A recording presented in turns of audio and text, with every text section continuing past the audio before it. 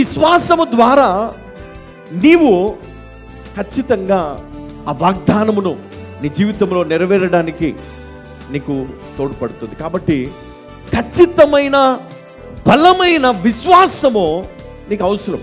Brother, నేను ప్రార్థనకు వస్తాను, వాక్యం వింటాను, వెళ్తాను, కానీ అంతేగాని నేను మరి అంత గొప్ప విశ్వాసం అయితే నాకు లేదు, ఆ మాట ఇచ్చారు కదా చాలులే అని కొంతమంది అట్లాంటి వాళ్ళు కూడా ఉన్నారు. అంటే అంత విశ్వాసం ఎందుకు, అంత ప్రార్థన ఎందుకు, అంత స్తుతించాలా దేవుణ్ణి, అంతగా ఆరాధించాలా, అన్ని గంటలు కూర్చోవాలా?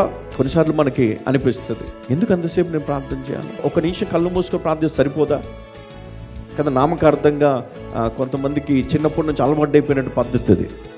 చర్చ్ అంటే ఏంటి, చర్చ్కి వెళ్ళాలా, ఒక చిన్న ప్రేయరు, ఒక 2 పాటలు, వాక్యం విని సంద వేసి వెళ్ళిపోవడమే మనకు అలవాటు. ఇది మన పద్ధతి. అంటే ఇంతే అని మనం అనుకున్నాం, కానీ దేవుడు అది కోరట్లే నీ దగ్గర నుంచి. ఆత్మతో సత్యముతో దేవుని ఆరాధించాలి. అంటే చిన్నవాడైనప్పుడు నువ్వు సండే స్కూల్కి పోయినావు, నువ్వు నేర్చుకున్నావు, పెద్దవాడైనాక కూడా అదే నువ్వు పాటిస్తుంటే కాదు.